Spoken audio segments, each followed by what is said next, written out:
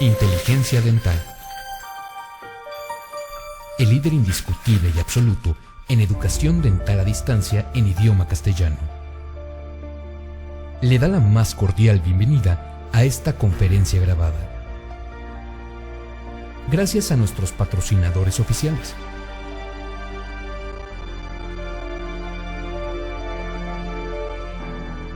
Le ofrecemos siempre un amplio abanico de temas útiles y de actualidad, entregados con alta calidad, por excelentes conferencistas.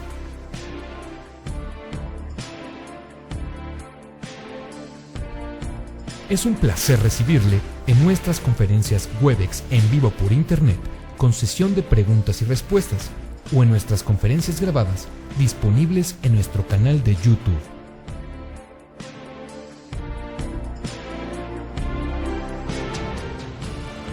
Sus sugerencias y comentarios son bienvenidos en promo@inteligenciadental.com. Por último, le invitamos a visitar nuestro website, en donde encontrará toda la información disponible: www.inteligenciadental.com. Que disfrute esta conferencia.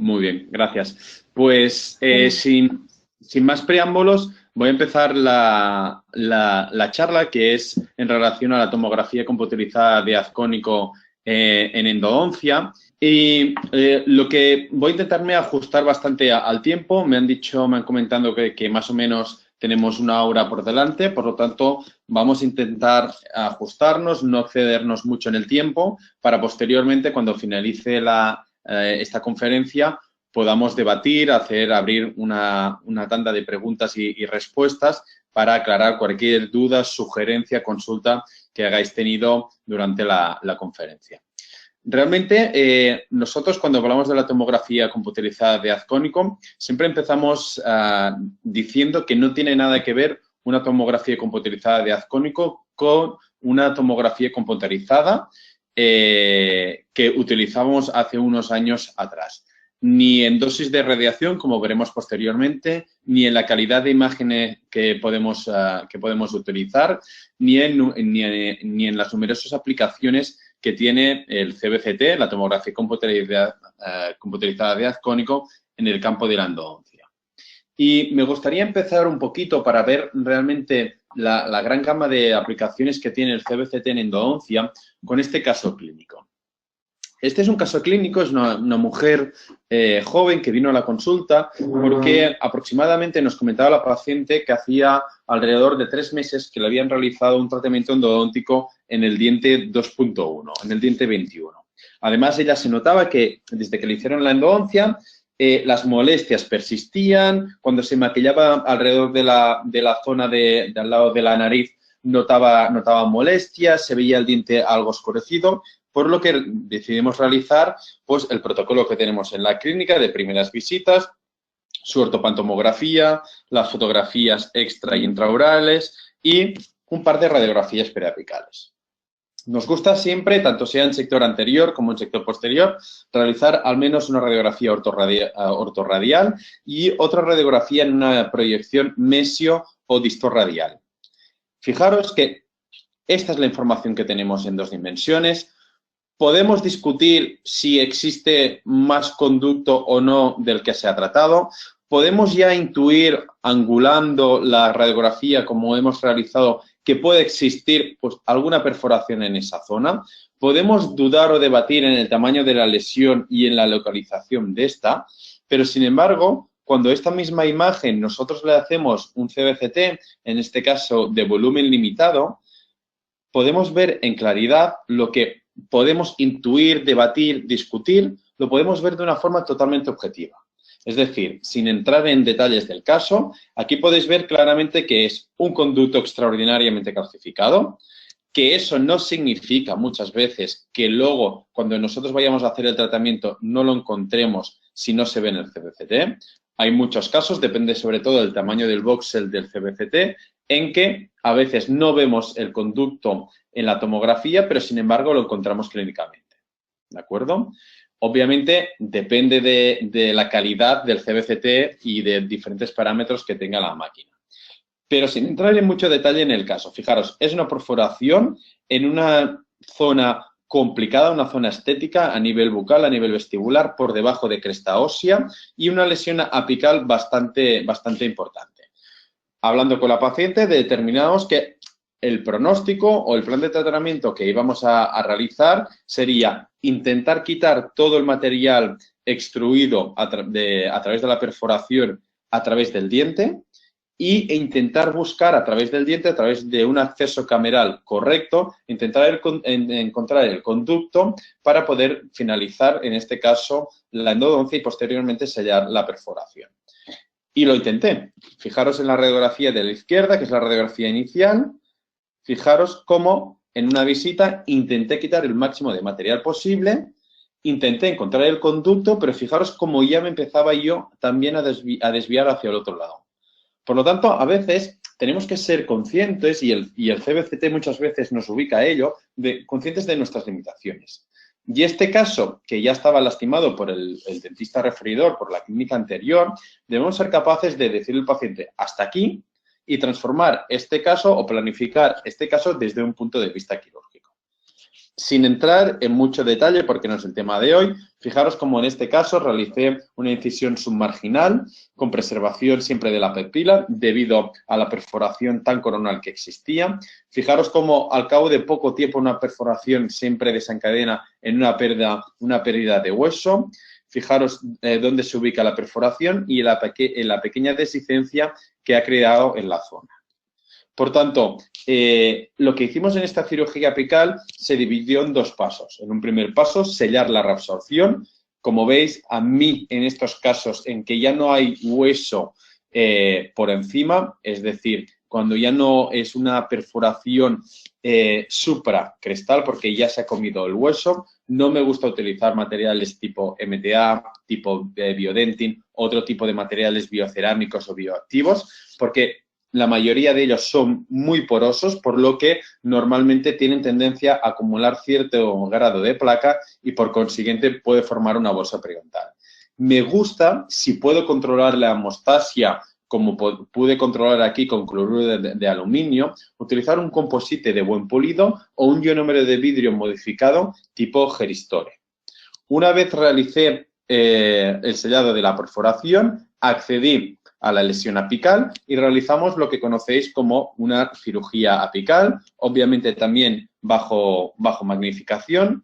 Y fijaros cómo después de realizar la cirugía apical, esto era un nuevo material en base de silicato de calcio que utilizamos que utilicé durante unos meses, y luego veréis que no se aprecia muy bien en la radiografía, pero luego, posteriormente a ello, hago una regeneración tisular guiada y ya puedo reposicionar el colgajo, suturarlo y darle a la paciente un buen pronóstico. Por tanto, pasamos de una situación en la izquierda, donde ya me empezaba a desviar, con una situación como la derecha, con la cirugía apical de 3 milímetros realizada en un conducto calcificado y con el sellado de la perforación. Es decir, el CBCT nos da o nos permite planificar muchas veces casos que sin la ayuda del 3D los planificaríamos de una manera totalmente distinta.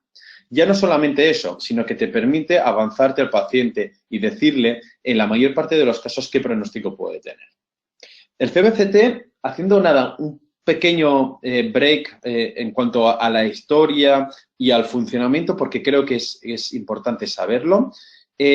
Nació más o menos a finales de los años 90 y fue desarrollado por dos grupos independientes, un grupo de japoneses y un grupo de italianos, que lo que ellos querían cuando desarrollaron la máquina era conseguir un formato o unas imágenes tridimensionales de todo el esqueleto maxilofacial a unas dosis de radiación inferiores a la que estaba dando el TAC convencional. Fijaros, una de las diferencias que ya tiene el CBCT, que viene de las siglas del inglés Combined Computed Tomography, es que precisamente el haz de rayos que sale en dirección al panel tiene forma de cono, de ahí el nombre. Dependiendo del CBCT, dependiendo del modelo del escáner, normalmente el emisor de rayos y el panel giran de forma sincronizada alrededor de la cabeza del paciente entre 180 o 360 grados. De esta forma, lo que obtenemos, fijaros en el diagrama de la izquierda, donde se ve la forma de cono, obtenemos un conjunto de voxels. Los voxels no dejan de ser píxeles en 3 dimensiones que a partir de la utilización de un software obtenemos del mismo diente o de diferentes dientes los 3 planos del espacio. Es decir, podemos ubicar tanto diente como estructuras de alrededor en un plano sagital, en un plano axial y en un plano coronal. Típicamente, los primeros CBCTs, si hacéis un poquito de memoria o estáis habituados a ver diferentes tipos de escáneres, cuando empezaron al principio, dividían o se hacía una típica clasificación entre los CBCTs de volumen grande y los CBCTs de volumen limitado. ¿Qué significa esto? Esto significa que los CBCTs de volumen grandes eran capaces de, por ejemplo, escanear todo el maxilar superior, toda la mandíbula inferior o incluso escanear tanto maxilar superior como mandíbula, pero que no tenían la capacidad de solamente escanear 2 o 3 o 4 dientes que fueran de tu interés. Sí o sí tenías que escanear casi toda una arcada con unas dosis de radiación muy altas y perdiendo calidad, perdiendo resolución de imagen. Y por otro lado, teníamos los CBCTs de volumen limitado. CBCTs que nos daban mucha información a una alta calidad, con una resolución increíble y con un tamaño de voxel muy pequeño, pero que solamente nos servían para 2 o 3 dientes. Empezaron, posteriormente a ello, a que los CBCTs de volumen limitado, tipo los primeros Carestream, como puede ser el 9000, a poder hacer un stitching. Es decir, el stitching consistía en disparar 3 veces al paciente para obtener, pues, lado izquierdo del paciente, centro del paciente, lado derecho del paciente, unificar, así tener un escáner de toda la boca del paciente con una calidad relativamente buena. El hándicap es que tenemos que disparar 3 veces el paciente. Hoy en día esto ha cambiado drásticamente. Hoy en día tenemos CBCTs de diferentes campos de visión. Es decir, el Field of View, que es el campo de visión de un CBCT convencional, normalmente ya te da opción de obtener campos de 10×10, 8×10, 8×8, incluso 5×5. Sí que aún hay alguna diferencia y CBCTs de volumen más pequeñito llegan a hacer incluso capturas de 4×4 que ya son muy exactas, muy precisas y que tienen una dosis de radiación mínima para el paciente. Pero más o menos todas las actualizaciones o todos los nuevos CBCTs que han surgido permiten hacer capturas en diferentes field of view, en diferentes campos de visión. A mí realmente el CBCT me ha cambiado por completo la forma de trabajar. Y os lo digo con toda sinceridad, no es ninguna exageración. Con eso, y al final insistiré en las conclusiones, no quiero decir que le haga un CBCT, un escáner a todos mis pacientes, pero sí que cada vez le veo más utilidades o más aplicaciones a este dispositivo. Fijaros, hace unos años, cuando no tenía CBCT, para mí era impensable hacer un retratamiento selectivo. Es decir, por ejemplo, como este es el artículo que salió publicado en el Journal of Endodontics, es decir, hacer un retratamiento solamente de, por ejemplo, esta lesión de la raíz mesial y solamente retratar los conductos mesiales. Eso siempre contando que no hay filtración coronal y no hay caries secundaria. Esto con una imagen en 2 dimensiones, yo no podía tener la certeza que en la raíz distal también pudiera haber algún tipo de lesión que quedara enmascarada por ejemplo, un grosor importante de la cortical vestibular. Y, por tanto, en 2 dimensiones, como no tenía la comprobación real de que no existiera lesión en otras raíces, siempre acababa haciendo el retratamiento de todas las raíces. Fijaros en este caso, lo que veis ahí no es caries, es una fracción del diente, es una paciente de edad avanzada que viene por un absceso apical agudo, supuestamente de la raíz mesial de este 1.6. Sin embargo, si yo no hago el CBCT, no tengo la seguridad de que solamente está la lesión ubicada en esta raíz mesial. Por tanto, antes de decidirme si puedo hacer un retratamiento selectivo o no, lo primero que tenéis que hacer es un CBCT de volumen limitado para ver si la lesión apical, recordar que lesión apical es el doble del tamaño del ligamento periodontal, se ubica únicamente en esa raíz. Hicimos el CBCT, vi que solamente la lesión estaba en la raíz mesial, no había filtración coronal, no había caries secundaria, por lo tanto, a partir de ahí, yo le puedo decir al paciente, en este caso una señora, te voy a hacer un retratamiento selectivo, una única visita, versus quitar un puente, hacer el retratamiento de todos los conductos, reconstrucción y poste, corona nueva, etc. O sea, las ganancias que nos aporta el CBCT en este caso son tanto económicas como a nivel de tiempo, ¿de acuerdo?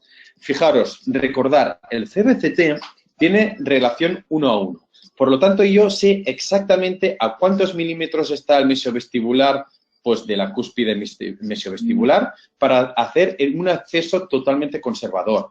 Sé, porque lo he visto en los cortes axiales, que además hay un cuarto conducto, un conducto mesiovestibular segundo, un conducto mesiopalatino. Por lo tanto, yo en el mismo acceso ya me desvío los milímetros exactos con el ultrasonido para encontrar dicho conducto, porque así lo he visto y lo he planificado anteriormente en el CBCT. Por tanto, fijaros, esto, en mi opinión, es lo que te permite hacer odontología mínimamente conservadora, tanta moda que hay en relación a eso. ¿De acuerdo? Fijaros, aquí he retratado el conducto mesiovestibular, he endodonciado el conducto mesiopalatino previamente omitido, utilizo H+ Cleaner para limpiar los restos de cemento y en una única visita, en la misma visita, puedo hacer ya el sellado y la obturación coronal. Fijaros cómo la curvatura del mesiopalatino, el retratamiento del mesiovestibular, colocamos el filtro del microscopio. A mí me gusta muchas veces para utilizar las primeras capas de reconstrucción y lo iréis viendo en los diferentes casos, el composite SDR de la casa Dentsply, que no deja de ser un bulk fill. Colocamos opaque y acabamos el caso. Y fijaros, la paciente viene a control y fijaros ya, esta es una radiografía a los 3 años con una curación completa de la lesión apical sin afectación de las demás porque lo habíamos verificado en el CBCT. O sea, que drásticamente el CBCT nos puede cambiar nuestro plan de tratamiento y nuestra vida diaria en la clínica. ¿Qué diferencia sustancial hay entre un CBCT y un TAC convencional? La primera diferencia, que se traduce en la segunda, es en los tiempos de escaneo. Normalmente, un escáner, cuando hacemos un escáner mediante CBCT, la exposición, lo que tarda en escanear al paciente es entre 10 y 40 segundos. Sin embargo, el tiempo de exposición real solamente es entre 2 y 5 segundos. Y esto se debe a que la exposición, la emisión de rayos, es intermitente, no es una emisión continua. A diferencia del TAC convencional, que sí que es una emisión continua. Como es una emisión intermitente, no está emitiendo rayos X todo el rato, esto se traduce en una disminución sustancial de la dosis efectiva de radiación. Y cuando hablo de este tema, siempre me gusta colocar este artículo de Shannon Patel, que posteriormente realizamos ya diferentes para la Sociedad Europea de Endodoncia, en la que compara las dosis efectivas de radiación mediante microsieverts y fijaros en las diferencias, es que son evidentes.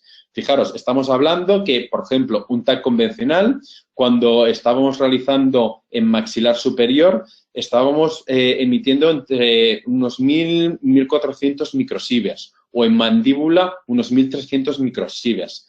A día de hoy, un CBCT de volumen limitado, como puede ser un ProMax, estamos hablando entre 18 y 250 microsieverts. O un CBCT tipo ICAR, que los de gran volumen sí que llegaban a emitir mucho más, pero fijaros que los valores igualmente son bajos. Y si lo comparáis con una radiografía panorámica, una ortopantomografía, que son 6.3 o una radiografía preapical convencional que es 5, la dosis de radiación no tiene que ser casi nunca, y lo pongo entre comillas, una contraindicación para no realizar un CBCT. Siempre y cuando el caso lo requiera, siempre y cuando el paciente esté en las condiciones para hacerlo, ¿de acuerdo? Hemos sacado bastantes artículos en relación a esto. Ya os digo, tenemos el Positional Statement en International Endodontic Journal de la Asociación Europea de Endodoncia, o en este caso un artículo que publicamos recientemente en el Journal Italiano de Endodoncia, en relación a parámetros quizás más técnicos, pero también a diferentes casos clínicos realizados con la ayuda del CBCT. ¿Y por qué es tan importante un CBCT si lo comparamos con una radiografía vertical? Obviamente nos viene a la cabeza la primera limitación que tiene cualquier radiografía preapical, que es que comprime una imagen tridimensional en una imagen en 2 dimensiones. Es decir, yo, cuando hace unos años hice este caso, aunque hubiera angulado las radiografías a mesio o a distorradial, es imposible detectar con una radiografía, con una imagen en 2 dimensiones, que esta raíz mesial de este primer molar superior tuviera 3 conductos. Eso sí, obviamente tenemos los conocimientos anatómicos, tenemos la magnificación como el microscopio, pude ver y pude tratar estos 3 conductos mesiales, pero seguramente este caso, si lo hubiera visualizado anteriormente con un CBCT, hubiera sido más fácil.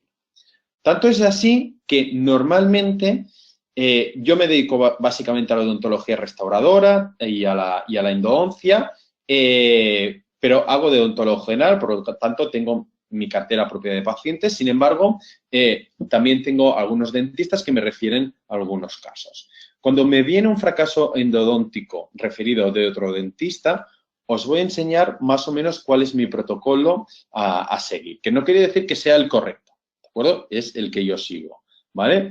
Fijaros en este caso, filtración coronal, lesión apical en la raíz mesial, una endodoncia no muy bien realizada. Hago un CBCT de volumen limitado, que fijaros a día de hoy cómo han bajado incluso el número de artefactos que tenemos ya en el CBCT. Visualizo que tiene un cuarto conducto omitido, en este caso por la calidad del CBCT y por el grosor del conducto, incluso lo veo en los cortes axiales. Verifico que solo hay lesión en la raíz mesial. Sin embargo, como hay filtración coronal, prefiero hacer un retratamiento de todos los conductos en vez de un retratamiento selectivo. A ver si me pasa. ¿De acuerdo? Y esto es lo que hago. Normalmente, en una única visita, si puedo, me gusta hacer este tipo de retratamientos. Y lo que hago, como veis en la imagen, es primero retratar toda la gutapercha para ubicarme tridimensionalmente. Luego voy a buscar el cuarto conducto y acabo instrumentando y trabajando este cuarto conducto. Fijaros que siempre trabajo con aislamiento absoluto varios dientes. Casi siempre pongo el clamp en un diente o en dos dientes posteriores, si el caso me lo permite, para poder trabajar con magnificación y colocar el espejo a nivel posterior. Y también lo hago de esta manera porque en la misma visita, si puedo, también empiezo a levantar la pared, a empezar a hacer la restauración, ya que si leéis cualquier artículo de los últimos 5 años, la restauración cuanto antes mejor. Aumenta drásticamente el índice de éxito de nuestros tratamientos endodónticos. Sin entrar en detalles, normalmente como protocolo de irrigación final me gusta hacer una irrigación ultrasónica pasiva, que como sabéis de pasiva tiene poco, pero me gusta el acoustic streaming y el efecto de cavitación que hacen los ultrasonidos. y en la misma forma que también aumenta la temperatura del hipoclorito de sodio y, por tanto, es una solución más antibacteriana. Convierto el defecto del diente subiendo una pared mesial en una clase 1, hago el build-up mediante SDR en el mismo momento, en la misma cita, y posteriormente en otra cita ya tomo las impresiones y en una última cita, sin entrar en detalles, preparo, en este caso es una restauración indirecta de composite realizada por el técnico Fabián Soto, y ya coloco y finalizo el caso, ¿de acuerdo? Fijaros que hoy en día podemos hacer odontología mínimamente invasiva con unos pronósticos excelentes y que el CBCT es una herramienta extraordinariamente útil para ello.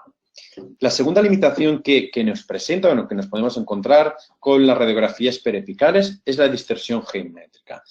Y yo creo que esto nos pasa o nos ha pasado a todos. Es decir, es relativamente fácil conseguir la técnica paralela cuando estamos hablando de molares inferiores, molares mandibulares. Sin embargo, depende del paciente y depende de la anatomía del paladar del paciente, muchas veces no conseguimos técnica paralela en molares superiores. Y lo que acabamos haciendo, nos guste o no nos guste, es la técnica de la bisectriz, que como sabéis produce mucha mayor distorsión geométrica que la técnica paralela. Aunque, obviamente, utilicemos posicionadores. Por tanto, en relación a esto, fijaros este caso de aquí. Este caso de aquí, la paciente, ella es protésica, me viene derivada de una amiga mía que es odontóloga y con buen criterio me dice, mira, Fran, estas restauraciones son correctas, no hay filtración coronal, la paciente no se las quiere extraer y tenemos un problema porque tenemos un acceso apical crónico en el diente 2.5. Yo miro, realmente no había filtración, poste muñón colado, por lo tanto, me dice la doctora si le puede hacer la cirugía apical. Y realmente creo que es un caso indicado para hacer la cirugía apical. Recomendación, sin ningún tipo de dudas, aunque sea un incisivo central superior, realizar siempre un CBCT antes de hacer una cirugía periapical. Porque si no, fijaros en lo que yo me encontré cuando le realicé el CBCT. Estas dos son las radiografías con posicionador, intentando hacer la técnica paralela que le realicé a la paciente en el día de la valoración. Le hago un CBCT y fijaros lo que me encuentro. Fijaros lo que me encuentro. En azul, la lesión del 2.5 que obviamente veíamos muy bien en la radiografía. Pero fijaros en la lesión apical del 2.6. Es que realmente es más grande que la del 2.5. Imaginaros si yo este caso abro con la idea de hacer solamente y únicamente en la cirugía apical del 2.5 y me encuentro este drama. Eso se convertiría en un marrón. O sea, tengo que modificar el colgajo de forma intraoperatoria, tendría que pensar si voy a regenerar o no, el tiempo, el pronóstico, o sea, todo cambia, ¿de acuerdo? Tip, intentar siempre hacer un CBCT preoperatorio en estos casos. Sin entrar en detalle, porque tampoco es el tema de hoy, ¿vale? Pero os pongo un pequeño resumen de la cirugía de este caso. Hicimos la cirugía apical, tanto de las raíces vestibulares del 2.6 como de la raíz del 2.5.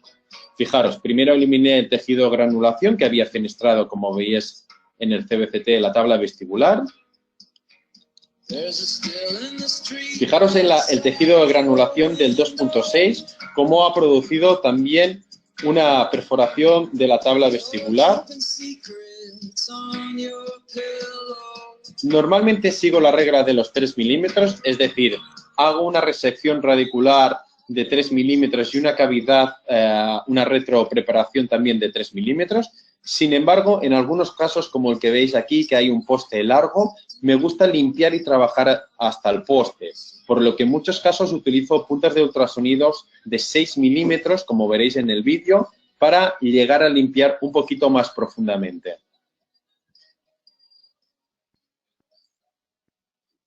Y fijaros, no regenero, radiografía final, la que veis en la derecha, control de la izquierda, control a los 12 meses, y esto es el resultado final. O sea, sin regeneración, solamente haciendo un buen diagnóstico, algo de entrenamiento en el campo de la magnificación y la cirugía apical, podemos conseguir resultados como estos en una única visita. ¿De acuerdo? La tercera limitación que nos podemos encontrar es el ruido anatómico. Desde hace muchos años, desde los primeros estudios de Bender y Seltzer, sabemos que muchas veces el problema que tenemos es que no vemos lesión apical en algunos casos, pero sin embargo, cuando hacemos el estudio histopatológico, vemos que hay raíces con inflamaciones, con lesiones apicales. Y esto se debe básicamente al que muchas de estas lesiones quedan enmascaradas por el grosor de la tabla vestibular. Si queréis algo ya más concreto a nivel de lo que nosotros recomendamos a CBCT en endooncia, estos son los artículos que hemos publicado junto a Miguel Roch, Shannon Patel y otros autores, que están todos ellos publicados en el International Endodontic Journal y que con mucho gusto, si les dejan, os voy a dejar el mail al final de la presentación, me mandáis un mail y con mucho gusto os paso todos los artículos en versión PDF. Cuando hablamos de CBCT, siempre acabamos hablando de lesiones apicales, de anatomía radicular, de reabsorciones, cirugías apicales, que iremos viendo casos de estos, pero se habla muy poco del seno maxilar. Y en general, no sé por qué, al menos aquí en España sucede, que el odontólogo tiene muy poca formación en relación a la evaluación del seno maxilar. Y simplemente, a modo de recordatorio, os coloco este caso clínico y un par de artículos. Uno, nosotros entendemos por sinusitis maxilar, luego lo veremos, cuando hay un engrosamiento patológico de la membrana del seno. Hay que recordar que del 30 al 40% de los casos de sinusitis maxilar son de origen odontogénico y que de estos, el 83% se deben a una periodontitis apical o una periodontitis marginal. Por lo tanto, los endodoncistas, o lo que nos dedicamos a hacer muchas endodoncias, tendríamos que ser capaces de evaluar de forma adecuada, ¿vale? Todos los molares superiores, la afectación de la lesión que puede tener en el seno maxilar. Fijaros, este es un caso que me derivó un amigo mío otorrino y me dijo, mira, Fran, mírate este caso porque la sinusitis que presenta este paciente, en este caso con sintomatología, creo que es una sinusitis odontogénica. Yo la verdad que sí que había escuchado hablar del tema, pero no le había prestado mucha atención. Fijaros, paciente con caries recurrente en el 1.5, 1.6 y 1.7. Fijaros que el 1.7 ya ha presentado un fracaso endodóntico previo, pero tanto el 1.6 como el 1.5 aún no había presentado ningún tratamiento de conductos. Estos son los cortes axiales. Le realicé un CBCT para ver, uno, la anatomía la anatomía radicular de los conductos y el engrosamiento de la membrana. Ese engrosamiento, cuando es superior a 2 milímetros, se puede diagnosticar el paciente como sinusitis maxilar, que puede ir o que se puede presentar con o sin sintomatología. No tiene nada que ver el engrosamiento con la sintomatología, ¿de acuerdo? Pero lo que queda patente en las últimas revisiones que hemos realizado del tema es que un diente con lesión apical tiene 10 veces más de probabilidad de que exista un engrosamiento de la mucosa, por lo tanto, que produzca una sinusitis maxilar. Fijaros, este es el CBCT inicial, le realicé la reendodoncia, las endodoncias tanto del 1.5 como del 1.6 y posteriormente, esto os lo voy a pasar rápido, le realicé, a mí me gusta realizar toda la parte de restauradora, también bajo magnificación, le realicé la cementación de una endocrown en el 1.7 y de 2 overlays en el 1.6 y en el 1.5, los 3 de composite por diferentes razones, pero muchas veces por el antagonista que presentan los pacientes. Estas son el vídeo final una vez cementado y las fotografías al cabo de un par de días. Pero esto no es lo relevante del caso. Lo relevante del caso es que al cabo de poco tiempo el paciente viene ya sin sintomatología, le hago un CBCT de control a los 8 meses y fijaros cómo ha disminuido drásticamente el engrosamiento de la membrana del seno, simplemente haciendo tratamiento de conductos. Por lo tanto, a veces hay que darle una vuelta a la tortilla y ver más allá del diente, del maxilar y ver las estructuras que nos rodean. Obviamente, el CBCT, la tomografía, nos sirve para evaluar diferentes casos de morfología radicular. Esto es un caso bastante interesante que publicamos hace 4 años en el Journal of Endodontics acerca de esta paciente. Era una niña, yo creo que en esa edad, 2013-2014, debía tener unos 14 años de edad, y nos vino a la clínica de la universidad refiriendo abscesos de repetición en el primer cuadrante. Fijaros que aquí ya viene con un edema importante, siempre le prescribían antibiótico, pero no sabían qué tenía la paciente. Fijaros, el diente problema es el diente 1.3. ¿De acuerdo? Un absceso importante, por lo que en este caso estamos con la alumna, Sadi Moscoso, le realizó las pruebas de vitalidad y el diente respondía de forma positiva.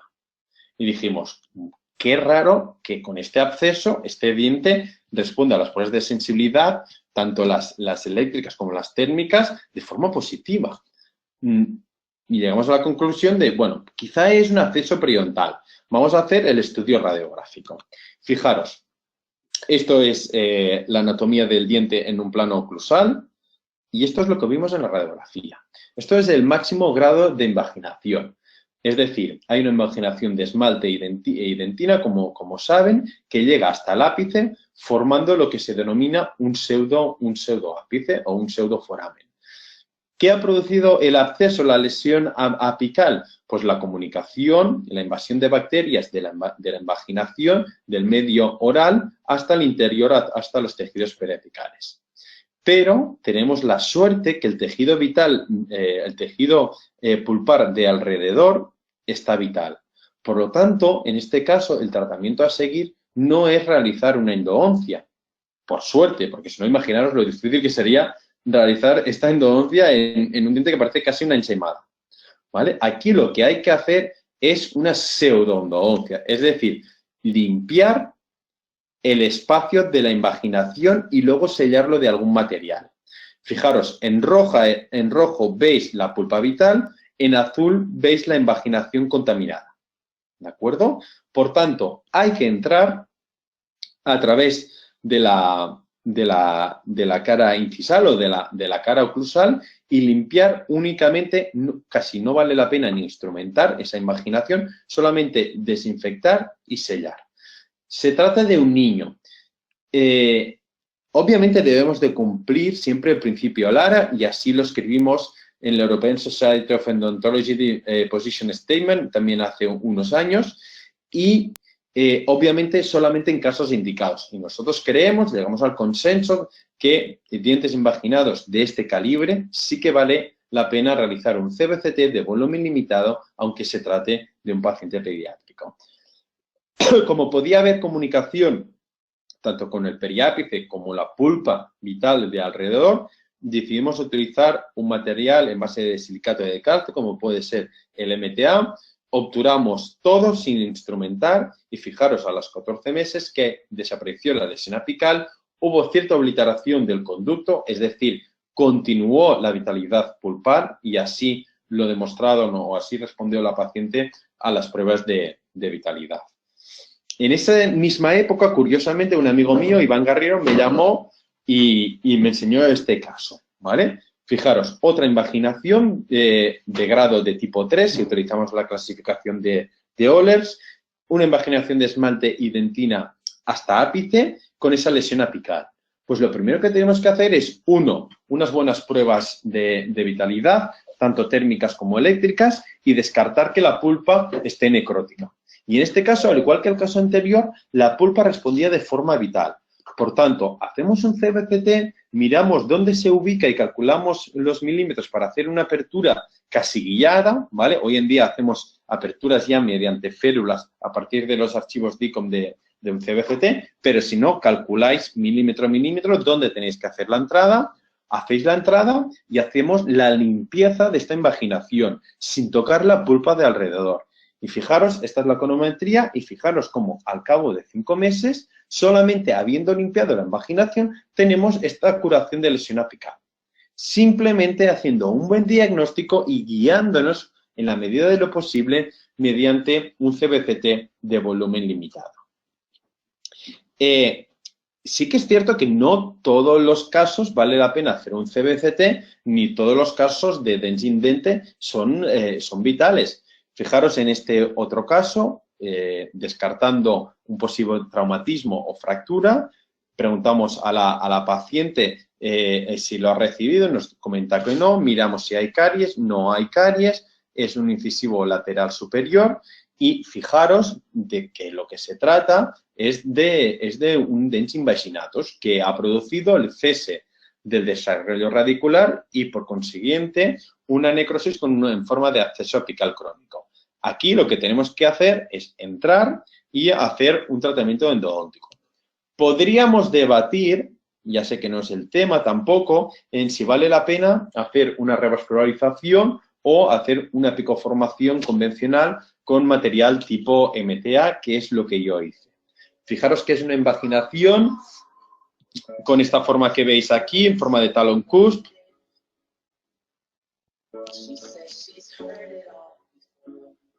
Descartamos que no haya ningún otro tipo de morfología de anomalía radicular. Hacemos un sondaje de la zona.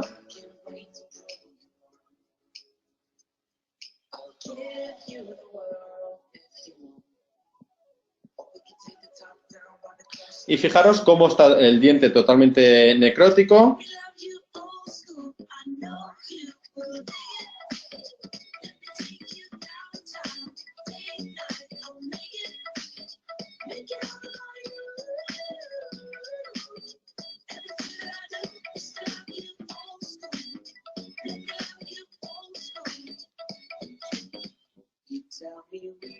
Fijamos cómo colocamos una esponja bajo un microscopio de colágeno para intentar minimizar la extrusión del MTA.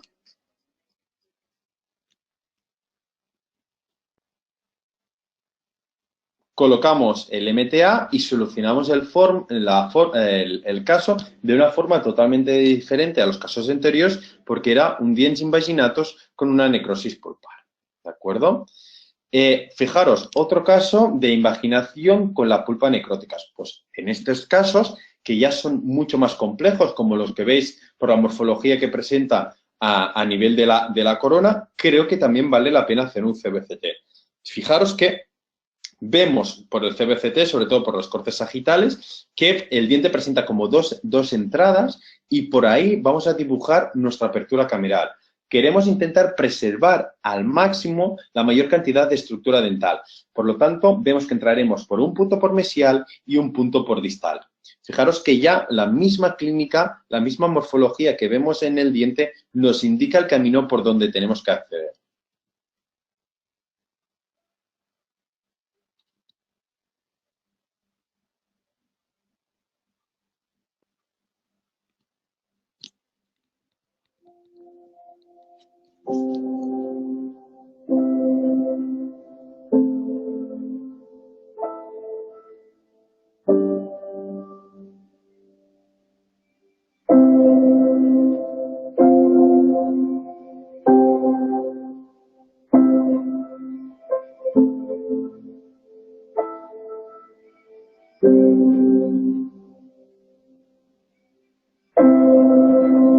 Fijaros cómo preservamos o hemos preservado en este acceso, donde es muy importante limpiar cada recoveco que existe de la invaginación, porque si no ahí quedan bacterias que pueden producir a posteriori un fracaso endodóntico. Irrigación ultrasónica pasiva.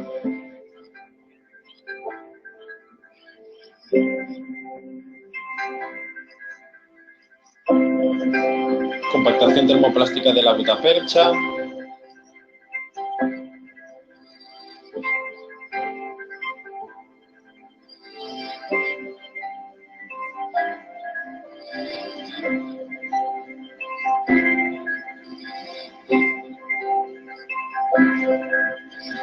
Y la misma visita hacemos la restauración, ácido ortofosfórico, 37%, filtro de microscopio, primer y bonding por separado, óptico NCL y restauración final del caso y ponemos el caso a control. Por lo tanto, hay casos y casos que vale la pena hacer el CBCT. En dents y dientes algo complicados, complejos, tipo 2, tipo 3 de OLES, quizá mi recomendación sí que vale la pena hacer un CBCT, uno, para ver la pulpa que existe alrededor si está afectada o no, y dos, para ver cómo vamos a hacer el acceso a estos dientes. Fijaros que en pocos meses, contra los 6 meses, ya vemos una buena curación de la lesión apical. Muchas veces también nos preguntan si vale la pena hacer un CBCT en los casos de surco palatogingival. Como sabéis, a nosotros nos gusta, o a mí personalmente me gusta utilizar la clasificación de Gu, que analizó 11 surcopalato-gingivales y estableció la clasificación tipo 1, tipo 2, tipo 3, según la longitud de la misma. Y en ella intenta establecer también un protocolo de trabajo, un protocolo de tratamiento. Cierto es que si buscamos en la literatura, no hay un tratamiento claro para cada tipo, ¿vale? Por lo que nosotros hemos intentado, a modo de resumen, os lo voy a pasar, intentado establecer nuestro protocolo tanto en la tipo 1, en la tipo 2 y en la tipo 3.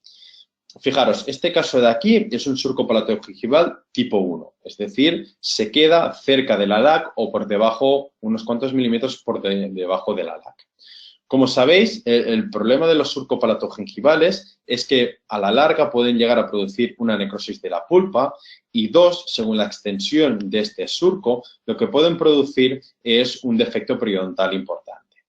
Hay que siempre mirar dientes contralaterales para ver si existe o no presencia del surco contralateral y si existe pero no hay patología, hacer un sellado de fisuras.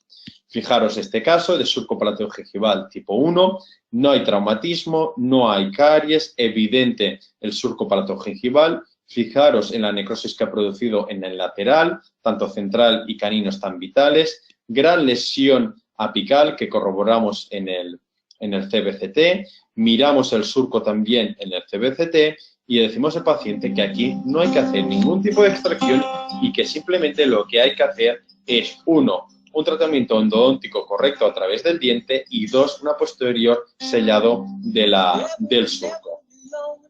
Fijaros, anestesiamos, bajo anestesia es cuando podemos sondar en buenas condiciones. Hacemos un sondaje, fijaros que es 3-4 milímetros, casi fisiológico, pero sí que es cierto que el surco va por debajo del margen gingival.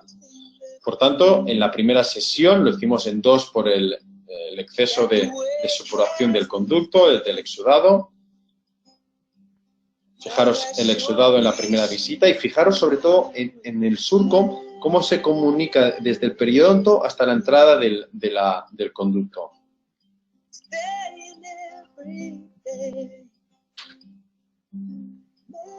Colocamos hidróxido de calcio en este caso como medicación intraconducto. Radiografía con el hidróxido de calcio colocado. Segunda visita, fijaros cómo se ha disuelto o desintegrado el hidróxido de calcio. Finalización del caso.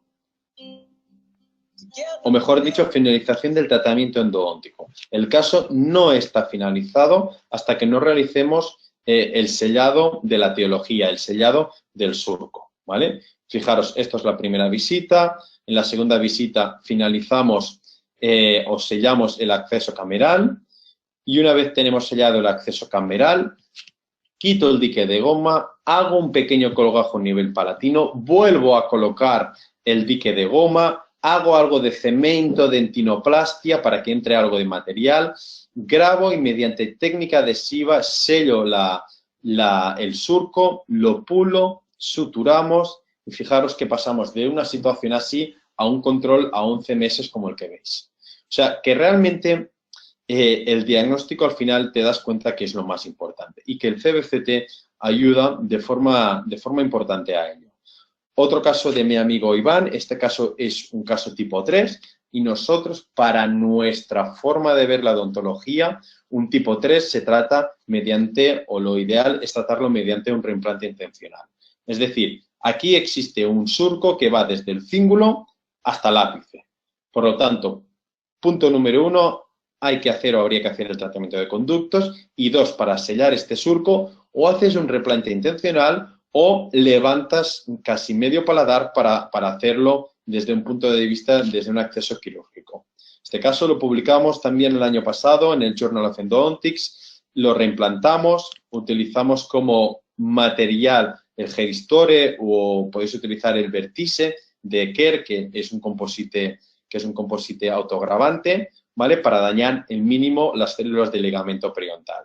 Como sabéis, tanto en autotrasplante como en reimplante, estas células tienen que estar vitales, viables, húmedas, porque si no se puede producir una reabsorción por sustitución, es decir, una anquilosis en el futuro. Hacemos la técnica del capuchón también, reinsertamos, reimplantamos el diente y fijaros en los controles cómo empieza ya a desaparecer por completo, el sondaje es normal y empieza por desaparecer por completo la lesión apical. Es decir, nosotros ya sabemos que por debajo de cresta alveolar no hay ningún material que se comporte tan bien como para que se unan las células del ligamento periodontal. Pero sí que tenemos materiales que, si los pulimos bien, nos pueden producir un epitelio largo de unión y prevenir de una mayor pérdida de hueso. Fijaros que todos los casos, o muchos de los casos que ahora os estoy presentando, se dan en incisivos laterales superiores. Y es que el incisivo lateral superior, curiosamente, a diferencia de lo que uno se podría imaginar o podría pensar, es el diente que presenta un mayor fracaso endodóntico. Por estas variaciones anatómicas, por curvaturas apicales, o sea, no es un diente tan fácil como nos creemos. Como no es un diente tan fácil como nos creemos, fijaros estas imágenes que me ha cedido mi amigo Javier Pascual de un fracaso endodóntico de este incisivo lateral superior, que más o menos vemos que radiográficamente está decentemente realizada la endodoncia. Pues fijaros que tenéis que observar o planificar que si es un caso que está tratado bien endodónticamente, que hay un fracaso grande y una lesión grande, y es un incisivo lateral superior, no os quedéis con la duda y hacer un CBCT. Fijaros en la imagen de abajo a la derecha, un incisivo lateral con 2 raíces, por lo tanto, con un conducto omitido, por lo tanto, lógicamente presenta un fracaso endodóntico. Ahora varía, el plan de tratamiento. Podríamos decidir antes si íbamos a hacer una cirugía apical o no. Ahora tenemos claro que vamos a hacer un retratamiento, que vamos a modificar, vamos a cambiar el diseño de la apertura cameral y que vamos a tratar este diente desde un punto de vista ortógono. Obviamente, ya os digo, en anatomía radicular, me voy a pasar algunas diapositivas porque ya vamos justos de tiempo. En anatomía radicular, el CBCT nos puede ayudar, no en todos los casos. Pero en casos como estos que publiqué en el International Endodontic Journal, en el que ya ves que hay algo raro, que puede ser una raíz accesoria algo curva, vale la pena hacer un CBCT inicial. Fijaros en el CBCT inicial, como se ve esta raíz accesoria situada a nivel distolingual, se trata de un radix entomolaris, pero fijaros en lo abrupto de la curvatura. Y yo no es que tenga especial habilidad, pero si en el CBCT inicial ya veo eso, soy capaz de planificar mejor tanto la instrumentación como la obturación de este caso. Sé qué limas voy a utilizar, sé qué sistema de obturación voy a utilizar y a partir de ahí puedo tener resultados tan exitosos como el que veis en esta imagen, que ya es el control a los 2 años con la incrustación colocada. Y ya os digo, yo no tengo especial habilidad en hacer casos de curvaturas, pero si lo sabes de antemano, te puedes beneficiar de ello. Más aplicaciones del CBCT. Muchas veces en reabsorciones nos podríamos plantear si vale la pena realizar un CBCT o no. Para mí, reabsorciones como esta de aquí, que es una reabsorción cervical invasiva, tan localizada que con un par de radiografías ya sabes de qué tipo de reabsorción se trata, yo creo que no vale la pena realizar un CBCT o someter al paciente a una radiación excesiva. Fijaros, como os he dicho, esto es una cervical invasiva que normalmente y puntualizo, normalmente se trata mediante un acceso quirúrgico y una aplicación de ácido tricloracético diluido al 90% y un posterior sellado de la reabsorción, no lo puedo hacer en este caso. No lo puedo hacer a menos que el paciente, uno, se desapiñe ortodónticamente este diente y el ortodoncista me haga un poquito de extrusión. Explico, hablo con el paciente, lo entiende perfectamente y hacemos de un caso de reabsorción como el que veis aquí, cervical invasiva, pasamos primero a una situación ortodóntica, alineando los dientes, extruyendo 1 milímetro para que yo ahora sí pueda hacer lo que os decía, el acceso quirúrgico a esta reabsorción.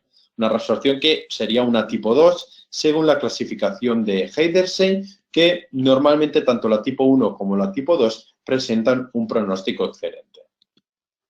Fijaros, una vez he conseguido que el ortodoncista me alinea y me extruye, luego voy a hacer el acceso quirúrgico. Fijaros, hago un pequeño colgajo a nivel del paladar, hago una leve ostectomía con puntas sónicas, con el colgajo abierto hago un aislamiento absoluto, aplico el ácido tricloracético y posteriormente a ello hago una técnica de adhesión para restaurar a modo de composición.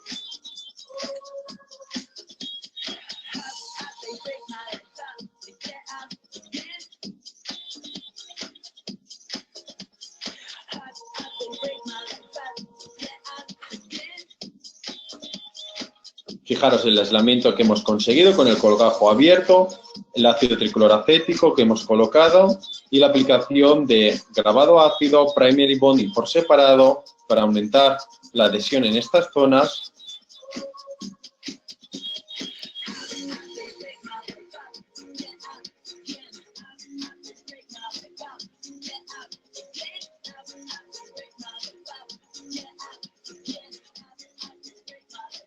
Pulimos el composite, retiramos la grapa, el clamp, retiramos el dique de goma. Como sabéis, la reabsorción cervical invasiva normalmente cursa de forma sintomática gracias a que la predentina es un tejido muy duro. Por lo tanto, no hay que hacer la endodoncia, ¿vale? Vamos controlando al paciente y con un pequeño acto quirúrgico lo podemos solucionar. Y muchas veces nos encontramos que sí que hay reabsorciones muy grandes que vale la pena hacer un CBCT. Esto es una cervical invasiva tipo 4 de Heidersheim, por lo tanto sería un caso de extracción. Sin embargo, como era un caso que estábamos planificando una rehabilitación total, decidimos tratar la reabsorción. El paciente además le molestaba la coloración del diente para posteriormente poder intentar o bien una extrusión ortodóntica para mantener el diente o una extracción ortodóntica para luego sacrificar ese diente y colocar un implante. Fijaros que muchas veces a partir del CBCT, fijaros en el grado de destrucción, a partir del CBCT hacemos réplicas, enseñamos al paciente cómo está el diente en realidad, el paciente lo entiende, que no es un tratamiento en este caso predecible, porque es una tipo 4. Seguimos el mismo protocolo de acceso quirúrgico, aislamiento. En las tipo 4 muchas veces al eliminar el tejido de la reabsorción la pulpa queda afectada, por lo que le realicé también la endodoncia en el mismo momento. Y fijaros, curiosamente en este caso el paciente decidió no hacerse la rehabilitación, no ponerse ortodoncia, simplemente le hice una carilla de composite para enmascarar el color, pero fijaros que el control a los 3 años, un caso que parecía claramente de extracción, pues aún está en boca.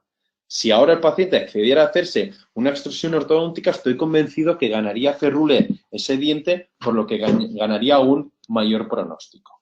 O este otro caso de aquí, otra reabsorción cervical invasiva, ¿vale? Que viene de otra clínica porque se pensaban que era un caso de gingivitis, ¿vale? Y fijaros que cuando realizamos el 2D,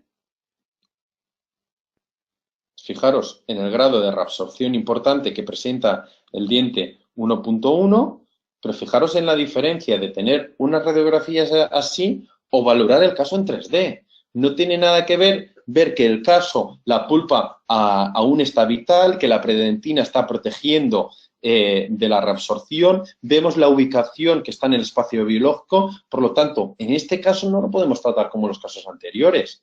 Si aquí yo únicamente hago el levantamiento de colgajo, la aplicación del ácido tricloracético y el sellado de resina, lo normal es que tenga una recesión o una inflamación crónica, según el biotipo que presente el paciente, de por vida.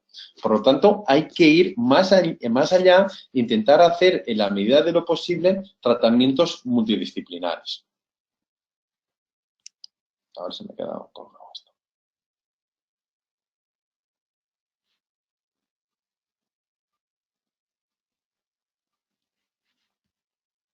Fijaros.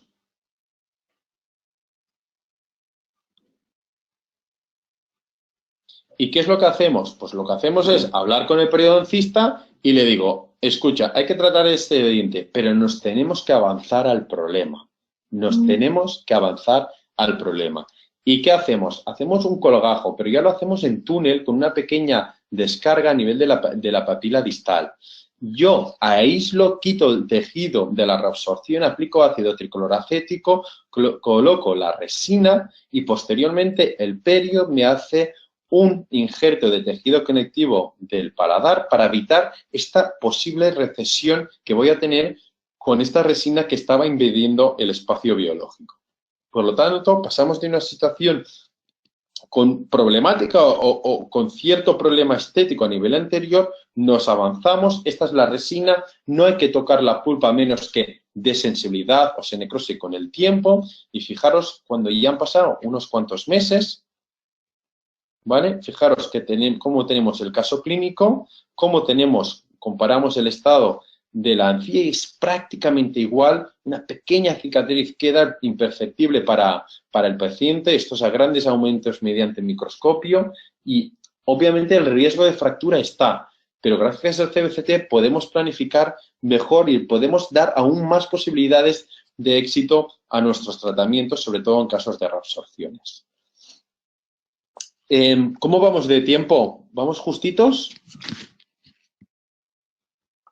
Bien, adelante, doctor, no se preocupe. ¿Sí? Vale, pues voy tirando. Vale, fijaros, en este caso, es otro caso de reabsorción cervical invasiva que no he podido colocar el CBCT, no me lo he podido descargar, pero la reabsorción está por lingual. En este caso ha avanzado tanto que ha producido una lesión a nivel medio del hueso y una lesión apical por la necrosis del ápice. Por lo tanto, estos casos son muy difíciles de hacer un acceso quirúrgico por lingual y sacrificando mucho hueso. Aunque ya es un pronóstico dudable, dudoso, porque es una tipo 3, tipo 4, lo que yo os recomiendo es que hagáis en estos casos reimplantes intencionales. Siempre y cuando tengáis hueso marginal a nivel coronal, como es este caso. ¿Qué hice? Diente calcificado. Por lo tanto, lo que hago es primero una apertura, localizo el conducto y una vez localizado el conducto, hago un reimplante intencional. Un reimplante intencional que hago la endodoncia fuera de boca, controlando siempre la humedad del ligamento periodontal, sello con ácido o limpio con ácido tricloracético la reabsorción, sello la reabsorción y rápidamente, esto es Geristor, lo pulo, ¿vale? Y la suerte que tenemos es que tenemos hueso por encima, porque si no, seguramente tendríamos un defecto. Ferulización semirrígida durante 4 semanas. En este caso pasó más tiempo porque la paciente se fue de vacaciones y tardó en volver, pero fijaros que poco a poco, lo control a los 3 meses, ya se está curando la lesión apical y la lesión lateral, ¿vale? Es decir, yo, a diferencia de los casos anteriores, esto no es predictible al 100%, pero vale la pena, ya que somos endodoncistas, hacer tratamientos más completos, ir más allá. Y si esto lo podemos hacer con el CBCT, mejor que mejor. Antes nunca había hecho CBCTs intraoperatorios. A día de hoy, si tengo que hacer un CBCT intraoperatorio, lo hago sin ningún tipo de problema. Fijaros este caso de aquí. Caso de aquí, la paciente viene con molestias a nivel del ápice del diente 2.3, le molesta a la percusión, leve oscurecimiento de la corona. Fijaros, diente calcificado que veo en la radiografía periapical, pero sin embargo no veo lesión apical. Le hago un CBCT. En el CBCT veo que en algún tercio medio aparece conducto y veo en los diferentes cortes coronales y sagitales que existe algo de lesión apical. Por lo tanto, sí que había una necrosis, en este caso, del conducto calcificado. Ya sabéis que no siempre conducto calcificado y oscurecimiento de la corona significa que haya patología. En este caso, sí que había patología. Como había patología, pues con mi microscopio, con mi punta de ultrasonido, intenté localizar el conducto. ¿Cuál es el problema? El problema es que los caninos tienen mucho grosor desde vestibular a palatino y muchas veces tú vas mirando la radiografía y te crees que estás ya llegando, pero muchas veces estás desviado. Pues en estos casos, paciencia. Y si tenéis que hacer un CBCT intraoperatorio, hacer un CBCT intraoperatorio. Fijaros, esto era el conducto radicular y el puntito de abajo era yo, lo que estaba desviando. Y yo lo veía bien en la radiografía. ¿Pero por qué? Porque lo veía desde vestibular con una radiografía en 2 dimensiones. En la siguiente cita, ¿qué hice? Cogí el ultrasonido y ya os lo digo, no tardé más de 2-3 minutos en ultrasonido hacia vestibular y encontré el conducto rápidamente. O sea, vale la pena, antes de perforar o antes de no encontrar el conducto y poder perder un diente, en este caso un canino superior, hacer un CBCT intraoperatorio. Hago el CBCT intraoperatorio, encuentro el conducto, hago posteriormente el blanqueamiento interno, en esta época aún utilizaba perborato de sodio, blanqueamos el diente y este es el resultado final. O sea que ya sé que no hay que hacerlo, ni lo recomendamos, de hecho, utilizar el CBCT de forma sistemática, pero hay casos y vale la pena ver en qué casos se puede realizar o vale la pena realizarlo. Ya os digo, para mí no hay ninguna duda, ¿vale?, que antes de hacer una cirugía apical, disculpad, vale la pena hacer un CBCT, porque nos da mucha información, no únicamente dónde está ubicada la lesión, si esta lesión ha reabsorbido tabla vestibular o no, por lo tanto, si tengo que regenerar o no, puede calcular el hueso que me queda entre corona y lesión, y si ese hueso marginal es superior a 3 milímetros, no voy a regenerar, y si es inferior a 3 milímetros, voy a regenerar. Puedo ver si hay fenestración también de la tabla palatina y si se trata de un defecto through and through o un defecto en túnel. Puedo saber si existe o se han dejado algún conducto omitido. Puedo saber si hay un conducto calcificado, que como sabéis la calcificación va en una dirección coronoapical, pues si por la cirugía a nivel apical lo puedo tratar. Nos da mucha información y yo creo que sí o sí vale la pena antes de hacer una cirugía apical. Os paso por encima rápido el vídeo. Aquí es la osteoctomía, cómo removemos el tejido de granulación. En este caso sí que hice una técnica de resección 3 milímetros y preparación a retro de 3 milímetros. Siempre biopsiar el tejido de granulación que estemos sacando.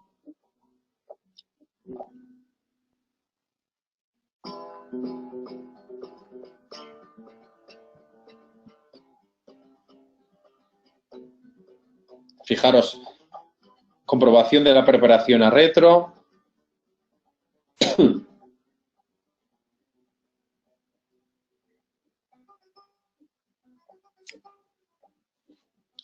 No regenero con hueso, pero sí pongo una pequeña membrana de colágeno porque hay algún estudio que dice que mejora algo la regeneración, pero sin colocar ningún tipo de hueso. Y fijaros cómo el control a los 18 meses vemos una curación realmente espectacular. O sea que el CBCT realmente es una herramienta también útil. ¿En qué utilizamos a día de hoy también el CBCT? Lo utilizamos en la planificación de los casos de autotrasplante. Fijaros, nosotros empezamos muy fuertes con autotrasplantes de ápice abierto, es decir, en aquellos pacientes en que la extracción de un diente supondría un defecto en el hueso porque el paciente aún está en crecimiento y no se puede colocar un implante, nos ingeniamos la manera de intentar hacer autotrasplantes de ápice abierto.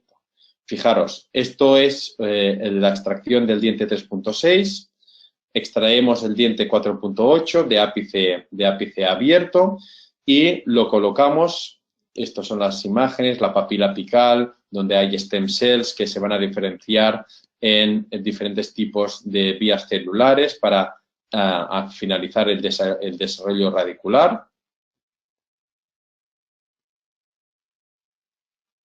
Colocamos el 4.8 en posición del 3.6, ferulización semirrígida mediante el mismo nudo de la sutura. Fijaros cómo pasamos de una situación 0 al mes, a los 3 meses y a los 14 meses. Como vemos, se ha producido una revascularización del tejido pulpar, por lo tanto, un cierre radicular.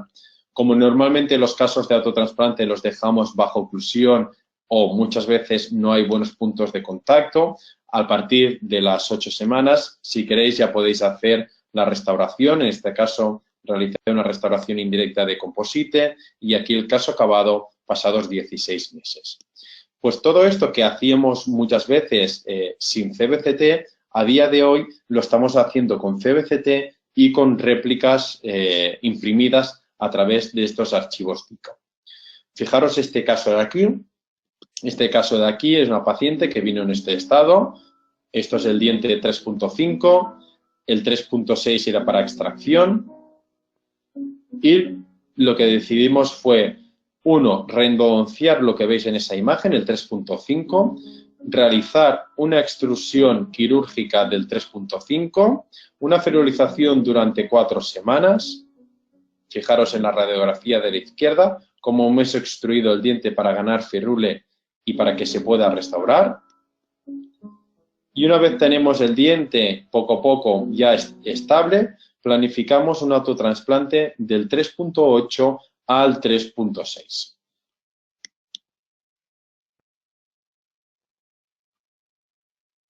Y vamos a hacer la extracción del 3.6 y colocar el 3.8 en su posición. Como son casos de ápice cerrado, sabemos que se va a producir de forma irremediable una necrosis pulpar, por lo que tarde o temprano tendremos que hacer la endodoncia. Hay dos maneras de hacer el tratamiento de conductos. Lo podéis hacer antes, si el paciente abre bien la boca y tenéis un buen acceso endodóntico, o lo podéis hacer al cabo de 2 semanas del autotrasplante para evitar de esta forma, como sabéis, una reabsorción inflamatoria externa. En este caso lo hice antes. Sin embargo, no me quedé satisfecho en la manipulación de las curvaturas, por lo que planifiqué en el mismo momento de hacer el autotrasplante del 3.8 a 3.6, una vez tuviera fuera al 3.8, hacer una pequeña apicectomía en las raíces del mismo. Esta es la réplica que imprimimos, manipulamos el alveolo hasta que la réplica del 3.8 entra en el alveolo, para de esta forma disminuir el tiempo extraoral. Y una vez comprobado que la réplica entra en el alveolo, voy a coger el diente de verdad.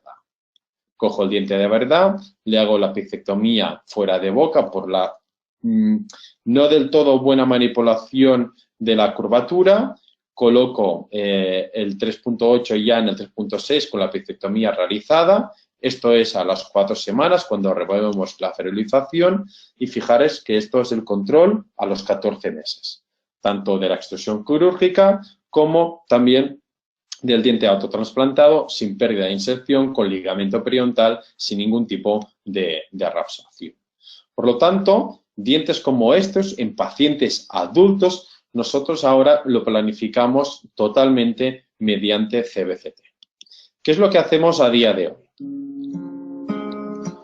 Ya no solamente recortamos el diente donante y lo imprimimos, sino hacemos una planificación de la posición del diente donante y le hacemos una guía, como la guía para implantes, una guía de posición para saber dónde vamos a ubicar el diente donante. Ya no nos vale decir más o menos, no, queremos saber todas las dimensiones. Dónde vamos a dejar la LAC respecto a la cresta alveolar, la reducción que tenemos que hacer de la oclusión, la distancia en el contacto mesial, la distancia en el contacto distal, dejar como mínimo 1,5 milímetros, 2 milímetros de tabla vestibular para ser predecibles y para ver que no es necesario producir ningún tipo de reabsorción.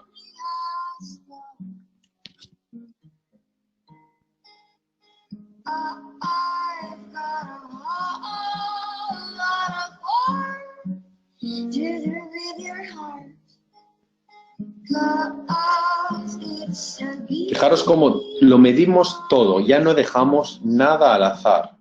Y teníamos buenos éxitos en realizarlo de esta manera, pero es mucho más predecible aún si lo hacemos mediante un CBCT y una planificación 3D.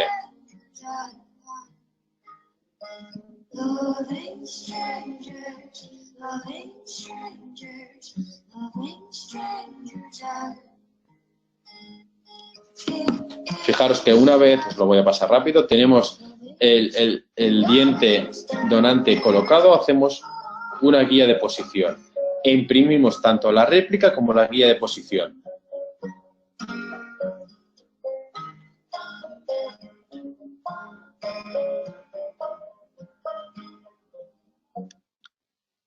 Por lo tanto, ahora ya vamos sobre seguros, con disminución importantísimo del tiempo extraoral. Por lo tanto, disminuimos de forma abismal el riesgo de anquilosis.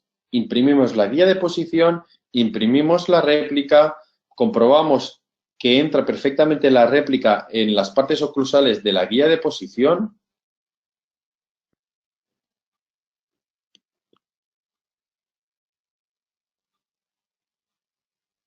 Por lo tanto, extraemos el diente 3.6,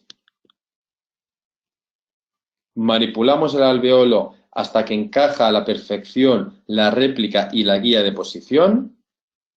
Fijaros la réplica, colocación de la guía de posición. Y una vez encaja perfectamente las caras oclusales, tanto de la réplica como los dientes adyacentes, luego vamos a coger el diente de verdad, lo colocamos en la guía de posición y de golpe lo colocamos. Fijaros que es exactamente igual el diente de verdad que con la réplica. En este caso fue un 1.8.